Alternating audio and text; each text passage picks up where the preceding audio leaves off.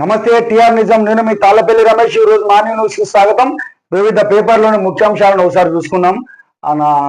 సాక్షి, ఆంధ్రజ్యోతి, ఈనాడు, నమస్తే తెలంగాణ వివిధ వార్తాపత్రికలకు సంబంధించిన విషయాలను ఒకసారి మనం బేరీ చేసుకుందాం. రోజులో భాగంగా ఇవాళ కూడా చూసుకోవాల్సిన సందర్భం ఉంటే ఏమైందంటే అసెంబ్లీ ఇక నిన్నటితోటి ముగిసిపోయింది.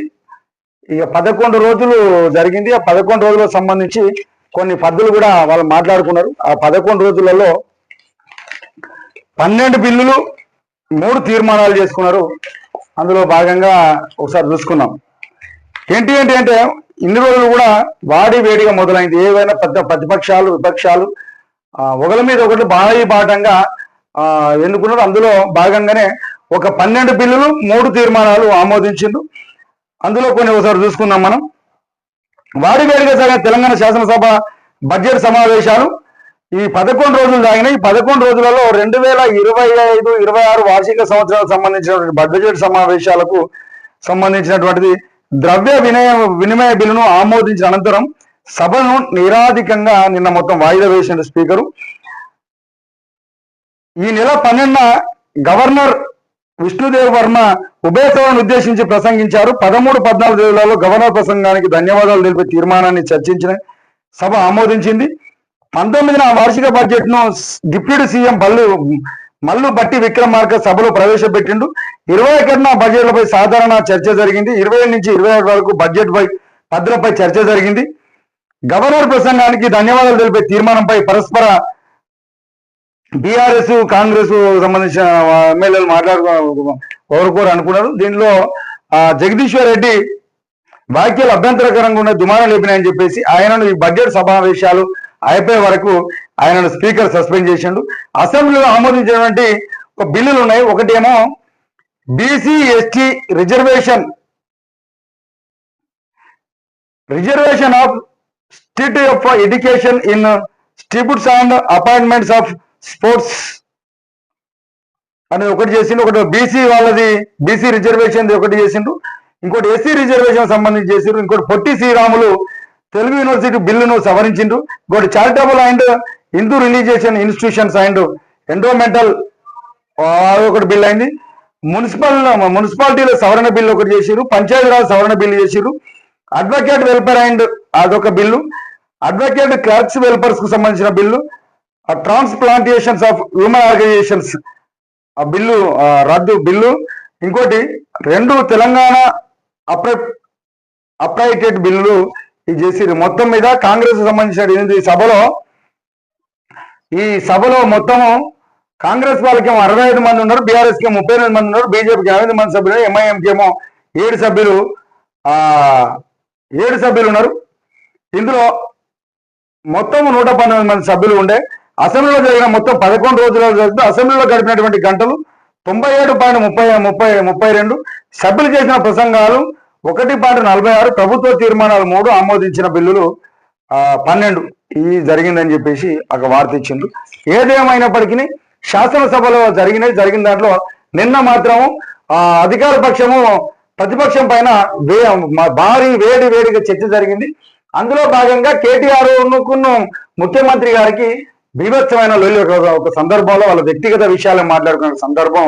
నువ్వేందని కాడికి పోయింది. అది అన్ని పేపర్లలో ఇచ్చిండు. డిఎన్టీ అని చెప్పేసి అదొకటి ఇచ్చిండు. ఇంకోటి కక్ష సాధింపు అనేది కుటుంబం అంతా జైల్లోనే ఉంటది అని చెప్పేసి అదొక ఆంధ్రజ్యోతిలో ఇచ్చిండు. లేని రంకులు అంటే కట్టినందుకు నీతులు గుర్తు రాలేదని చెప్పేసి ఈయన మాట్లాడిండు.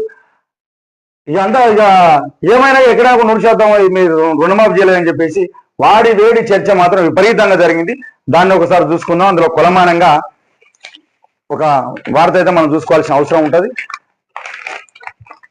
అదొకసారి చూద్దాం.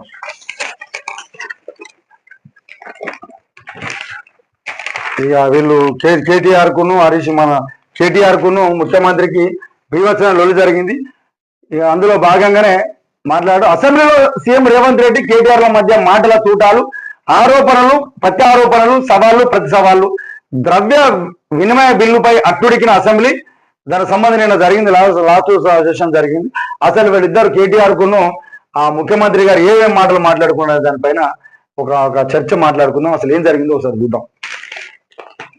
కక్ష సాధించేవాడిని అయితే కుటుంబం మొత్తం జైల్లోనే పెడతా. ఇవాళ అసెంబ్లీలో కూర్చొని మాట్లాడడం కాదు. ఎంపీని 14 రోజులు ఒంటరిగా బందీ చేసిండ్రు. జైల్లో రాత్రి నిద్రపోకుండా లైట్లు వేసి వేధించిండ్రు. 10 ఏళ్ల బీఆర్ఎస్ పాలనలో 16,908 కోట్లే రుణమాఫీ చేసిండ్రు. కానీ 10 నెలలలో మన కాంగ్రెస్ ప్రభుత్వం వచ్చి 20,616 కోట్లు రుణమాఫీ చేసినాం. ఈ 10 ఏళ్ల పాలన మా 10 నెలల పాలనతో సమానంగా పోల్చుకోవాల్సిన అవసరం ఉంటుంది. అభినందించాల్సిన మమ్మల్ని మీరు చేయని దానికి మేము అభినందించాల్సింది పోయి మా మీదనే కక్ష కడతా ఉన్నారు. కేటీఆర్ ని గుంటూరు తెలుగు చూపెట్టొద్దు. పల్లెటూరులో చదివి సీఎం అయినా అని చెప్పేసి నాపై అక్కసున్నది నీకు. ప్రాజెక్టులు కట్టింది మీ ఫామ్ హౌస్ల కోసం తప్ప ప్రజలకు ఉపయోగపడడానికి ఏం లేదు.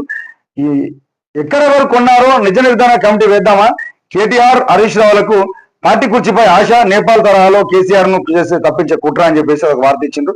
బడ్జెట్ పై చర్చ సందర్భంగా అదొకటి జరిగింది. దాన్ని ఒకసారి చూసుకున్నాం. ఏంటంటే తనది కక్ష సాధింపు మనస్తత్వం అయితే ఈ రోజు మీ కుటుంబం మొత్తం జైల్లో ఉంటది. కానీ నాకు కక్ష సాధింపు ధోరణి ఏమాత్రం లేదు అని చెప్పేసి ఆ బడ్జెట్ సమావేశాల్లో అనుగుణంగా మాట్లాడిండ్రు. బడ్జెట్ పై చర్చ సందర్భంగా ముఖ్యమంత్రి కక్ష పగా ప్రతీకారాలకు పోతున్నారని చెప్పేసి బీఆర్ఎస్ నేత కేటీఆర్ చేసిన వ్యాఖ్యలకు ఆరోపణలపై సీఎం తీవ్రంగా స్పందించారు. తాము నిజంగా కక్ష సాధింపులకు పాల్పడితే బీఆర్ఎస్ నాయకులంతా అసెంబ్లీలో కూర్చోరని చెప్పేసి అంతా జైల్లోనే ఉంటారు అని చెప్పేసి అటు ఒకవేళ నేను డ్రోన్లు ఎగిరేస్తే నా మీద కనీసం 500 రూపాయలు ఫైనాన్స్ చూపాల్సిన సందర్భం ఉండే. కానీ నన్ను ఒక ఎంపీని చూడకుండా కూడా నన్ను జైల్లో పెట్టిరు. చెర్లపల్లి జైల్లో 16 రోజులు కంటికి నిద్ర లేకుండా గడిపిన అని చెప్పేసి ముఖ్యమంత్రి గారు ఆ బాధనంతా వెళ్ళబుచ్చుకున్నాడు. ఏదో చూద్దాం. ఇదే ఆయన బాధ మొత్తం ఈ పేపర్లలో వెళ్ళబుచ్చుకున్నాడు. ఆ 16 రోజులు నిద్ర లేకుండా కూడా కంటికి బిగపట్టుకొని పడుకున్నా. లైట్లు వేస్తున్నా నిద్ర రాదా అని చెప్పేసి అంటే లేదు లైట్లు ఆరిపోతే మా పైనుంచి ఆదేశాలు ఉన్నాయని చెప్పేసి అన్నారు. దీని వల్ల నాకు నిద్ర రాకపోవడం వల్ల, పురుగులు రావడం వల్ల నేను రాత్రిపూట మొత్తము నిద్రపోకుండా మార్నింగ్ సెషన్లో మాత్రం చెట్ల కింద నిద్రపోయేవాడిని. నన్ను 16 రోజులు మరి ఎంత ఘోరంగా అవమానించిండ్రు. అయినా కూడా భరించిన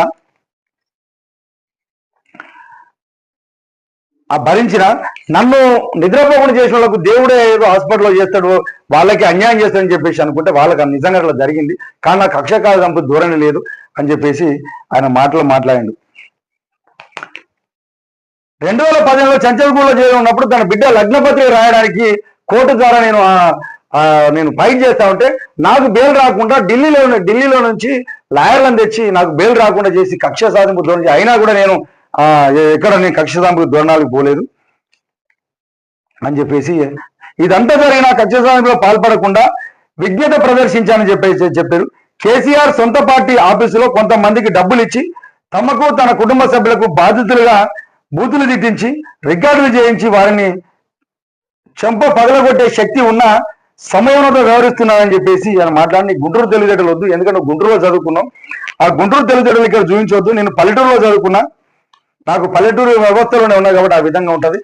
నాకు ఎంత అన్యాయం జరిగినా కూడా కక్ష సాధింపు ధోరణి నుంచి పోలేదు. ఏదేమైనా రాజ్యాంగబద్ధంగానే పోతున్నా. మీలాగా కక్ష సాధింపు ధోరణులకు నేను పోలేదని చెప్పేసి రేవంత్ రెడ్డి గారు మాట్లాడిండ్రు. 10 ఏళ్ల పాలనలో కేసీఆర్ పాలనలోని బేరీజ్ వేయండి. లక్ష రూపాయల రుణమాఫీ చేయడానికే కేసీఆర్ 4 ఏళ్ల సమయం తీసుకున్నాడు. అంతా చేసి కూడా 16,143 కోట్లు మాత్రమే మాఫీ చేసిండు. వడ్డీ పక్కన పెడితే కేసీఆర్ చేసిన మాఫీ 13,514 కోట్లు మాత్రమే అని చెప్పేసి చెప్పారు. వీళ్ళు తమకు రుణమాఫీ చేయలేదని చెప్పేసి మాట్లాడుతున్నారని అర్థం వ్యక్తం చేసిండు. మా కాంగ్రెస్ ప్రభుత్వం 15 నెలలలో 25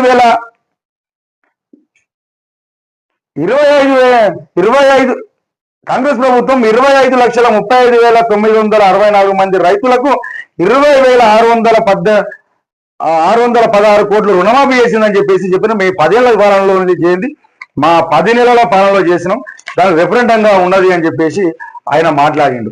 ఇక నేనేం తక్కువ అని చెప్పేసి మన కేటీఆర్ కూడా మాట్లాడిండు. ఏందా నువ్వు నీతులు మాట్లాడతాను, నా మీద రంకులు కట్టినావు, నా ఇంట్లో ఉన్న నా పిల్లలను తిట్టినావు, నా మీద కక్ష సాధింపు ధోరణికి పాల్పడ్డావు, నా మీద డ్రోన్లు ఎగిరేసినావు, నా వ్యక్తిగత జీవితం మీద నువ్వు దాడి చేయలేదా అని చెప్పేసి మాట్లాడుకుంటారు.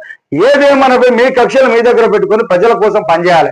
ఎందుకంటే చట్టసభలో మీకు జీతాలు ఇచ్చింది, మీరు బయట మరి మీకు న్యూస్లు ఉన్నాయి, ఇంకేదైనా ఉన్నాయి, ఎక్కడ పోయి మాట్లాడాలి తప్ప మీరు చట్టసభలలో మీరు జీతాలు తీసుకుంటా మీ వ్యక్తిగత విషయాలు మాట్లాడు. మీకు ప్రజలకి ఏం కావాలనే, బిల్లులు ఏం కావాలి, వాళ్ళకి ఎంత మొత్తం ఆలోచన చేయాలి తప్ప మీకు మాకు ఇట్లా జరిగిందే మాకు ఇది జరిగిందే అని చెప్పేసి గొగ్గోలు పెట్టుకున్నారు. ఏదేమైనప్పటికీ నిన్న వాళ్ళిద్దరి మధ్యలో వాడి వేడి చర్చ అనేది జరిగింది. ఇంకోటి కూడా అవయవ దానం బిల్లు కూడా నిన్న అక్కడ ఆమోదం తెలిపింటూ దానికి సంబంధించినటువంటి మంత్రి దామోదర నరసింహ దానికి ప్రవేశపెట్టిన దాన్ని కూడా ఆమోదం చేసుకున్న సందర్భం ఉన్నది. దాన్ని కూడా ఆలోచన చేయాలని చెప్పేసి అనుకుంటాను.